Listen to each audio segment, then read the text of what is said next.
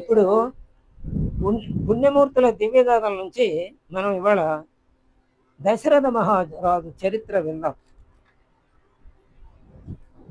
దశరథ మహారాజు పూర్వజన్మలో ఒక బ్రాహ్మణుడు అన్నమాట. చాలా ధర్మనిష్టాపరుడు. ఆ జన్మలో బ్రాహ్మణుడుగా ఉన్నప్పుడు చాలా ధర్మనిష్టాపరుడు. దైవభక్తి కూడా చాలా మెండుగా ఉండేది ఆ బ్రాహ్మణుడికి. ఒక రోజున దేవాలయానికి వెళ్ళాడు. భగవంతుడికి అర్చన చేస్తూ ఉన్నాడు అన్నమాట ఆ బ్రాహ్మణుడు. ఇంతలో పెద్ద అర్తనాదం వినిపించింది. వెంటనే ఆ అర్తనాదం వచ్చినటువంటి దిక్కుకు వెళ్ళాడు, పరిశీలించాడు. అక్కడ ఆ దగ్గరలో ఒక పెద్ద పిశాచం కనిపించింది.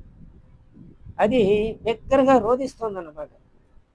పూర్వజన్మలో అనేక పాపాలు దుష్కృత్యాలు చేశాను, నా భర్తని అనేక విధాలుగా హింసించాను, ఆ పాప ఫలితంగానే నేను ఇప్పుడు పిశాచ జన్మ ఎత్తాను, ఈ దుర్భర జీవితాన్ని నుంచి కాపాడమని బ్రాహ్మణుడిని కోరింది.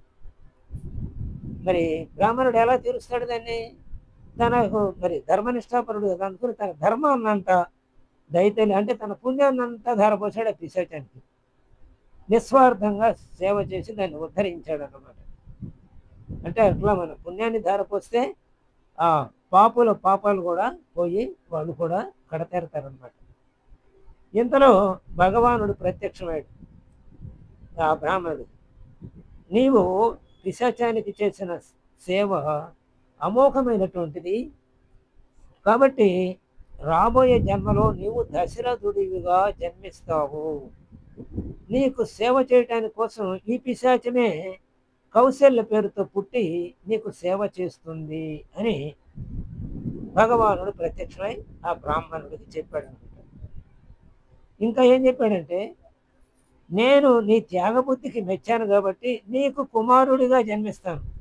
శ్రీరాముని పేరుతో నీ వంశానికి మంచి కీర్తి ప్రతిష్టలు తెచ్చి పెడతాను అని కూడా ఆ బ్రాహ్మడికి చెప్పాడు ఆ భగవంతుడు.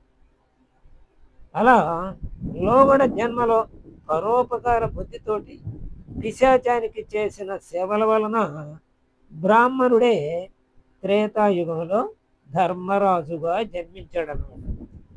ఆ పిశాచం అంటే తన బ్రాహ్మడుగా ఉండి తన పుణ్యాన్నంతా పిశాచానికి ధారపోసాడు కదా. ఆ పిశాచమే ఇప్పుడు ఆ దశరథ మహారాజుకి సేవ చేయటానికి కౌశల్యగా జన్మించిందనమాట. దశరథుడికి భార్యగా అయ్యింది. ఆయనకు సేవలు చేసి ప్రశంసత పొందింది కూడా. ఇక దశరథుని పూర్వచరిత్ర ఇంకొక పుస్తకం ప్రకారం ఇంకో గ్రంథంలో ఇంకో రకంగా ఉంది, ప్రబంధ కావ్యంలో. అది కూడా తెలుసుకుందాం. అంటే ఈ కథలన్నీ ఒకే వ్యక్తికి రెండు రకాల జన్మలు ఎలా ఉంటాయి అని మనకు అనుమానం వస్తుంది. కానీ ఇవన్నీ ఏంటంటే కల్పానికి తేడా ఉంటుంది. అంటే ప్రతి కల్పంలోనూ ఈ కథలు జరుగుతూ ఉంటాయి. ప్రతి వానాకాలంలో వాన కురిసినట్టుగానే, అలా ఎండలు వేసినట్టుగానే. అయితే నిరుటి వానాకాలము నిరుటి ఎండాకాలంలో ఎండలు వేసినట్టు తేడా ఉండకపోవచ్చు. కానీ అప్పుడు ఎండ ఉంటుంది, అప్పుడు వాన ఉంటుంది. అలాగే ఇప్పుడు వాన ఉంటుంది, ఇప్పుడు ఎండ ఉంటుంది. అలాగే తేడాలు ఉంటాయి ఆ వాన ఎండలు కాలాలు ఒకటైనా. అలాగే వాళ్ళ కథలు ఒకటే అయినా కల్పాంత భేదాలు ఉంటాయి అన్నమాట. ఆ కల్పాంత భేదాన్ని బట్టి ఇవి జరుగుతూ ఉంటాయి.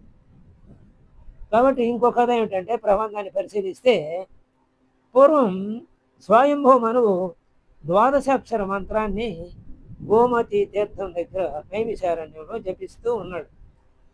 అప్పుడు స్వయంభూ మనుకి విష్ణుమూర్తి ప్రత్యక్షమయ్యాడు. నీకేం వరం కావాలో కోరుకోమన్నాడు. ఈ స్వయంభూ మనువు నాకు 3 జన్మలు నీవు పుత్రుడిగా జన్మించు అని కోరాడు. అంటే నేను 3 జన్మలు ఎత్తాలని కోరాడు అనమాట. ఆ 3 జన్మల్లో నీవు నా కుమారుడు అయ్యి పుట్టాలి అన్నాడు. స్వయంభూ మనువు యొక్క భార్య పేరు శతరూపమని.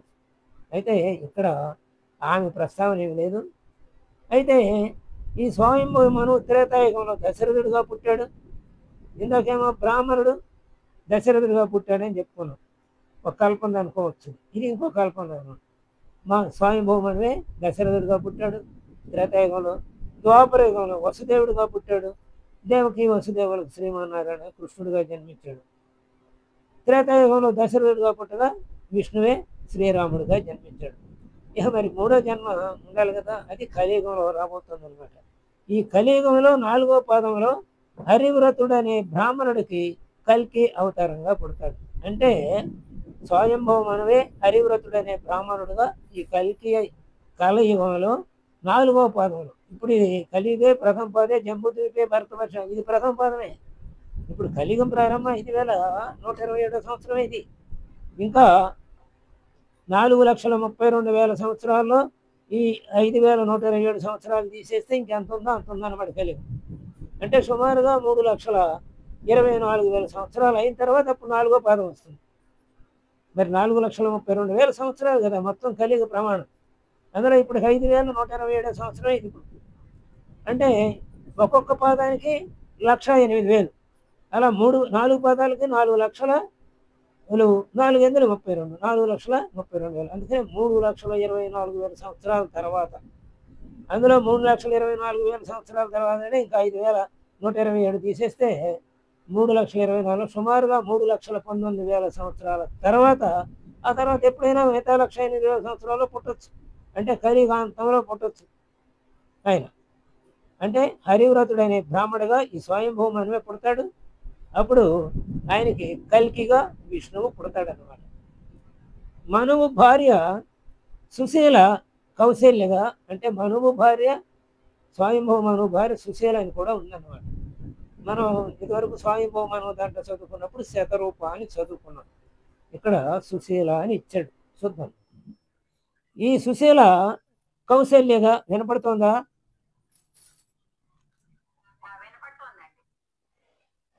ఈ సుశీల కౌశల్యగా అలాగే దేవకిగా జన్మించింది.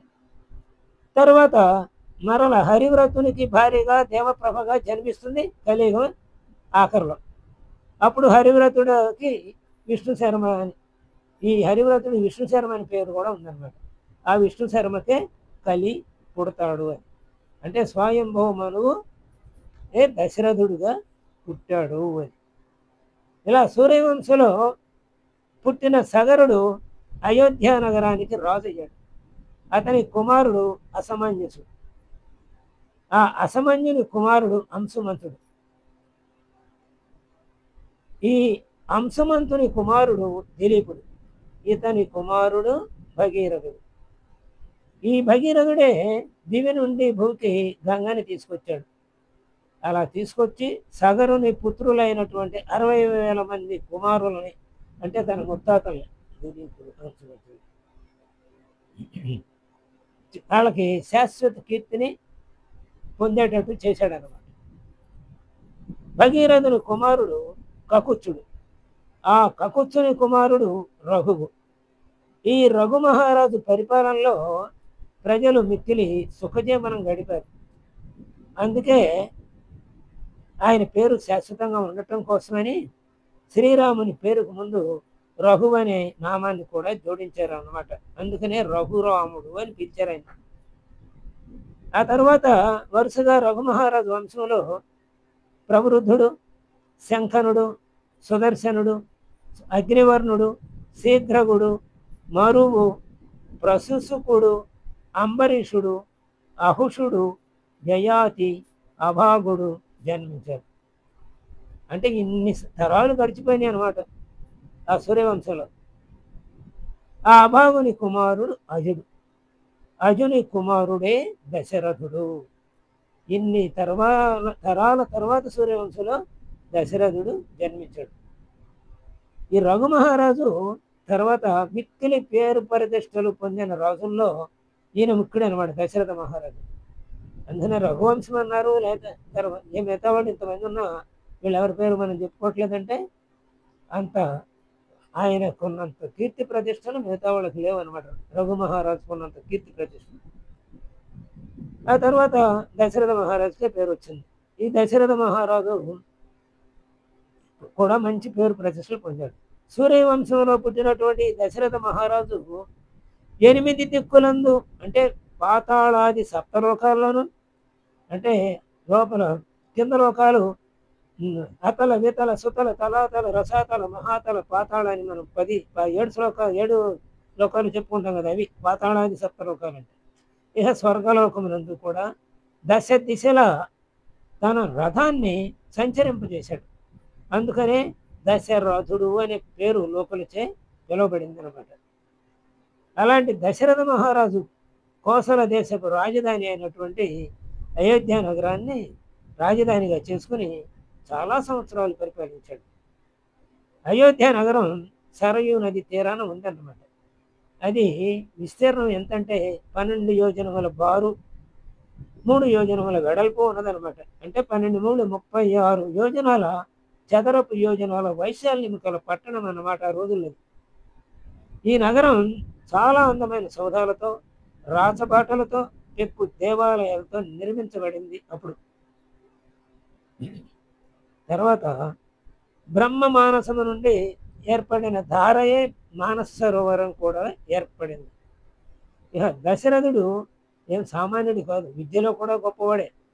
వేదాలని, ఉపనిషత్తులను బాగా మదించాడు. అందులో కూడా మంచి ప్రావీణ్యాన్ని పొందాడు అనమాట. ఆ జ్ఞానంలో వేద పరిజ్ఞానము, ఉపనిషత్తుల పరిజ్ఞానము కూడా బాగా ఉంది దశరథుడికి. అనేక యజ్ఞాలు నిర్వహించాడు. ప్రజలను తన కన్న బిడ్డల వలె చూసుకున్నాడు. దాన ధర్మాలు విరివిగా చేశాడు. దాన ధర్మాలకు దయలకు కట్టుబడ్డాడు. దానానికి, ధర్మానికి, దయకి ఈ 3 మంచి లక్షణాలు ఆ 3 ఉన్నాయి. అందుచేతనే ప్రజలు బాగా మెచ్చుకున్నారు, శాశ్వత కీర్తిని సంపాదించాడు.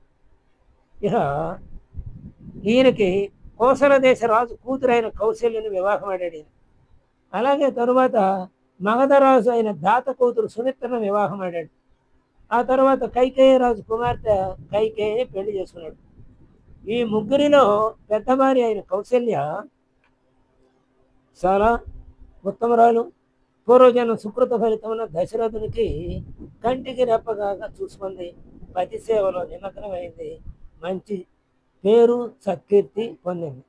అలాంటి దశరథుడు ఆ తర్వాత మరి పుత్ర సంతానం కోసం ఏం చేశాడు, తర్వాత తన కూతురైనటువంటి ఆ శాంతని తర్వాత రోమపాదుడికి ఎందుకు ఇచ్చాడో ఆ విషయాలు రేపు తెలుసుకుందాం. స్వస్తి.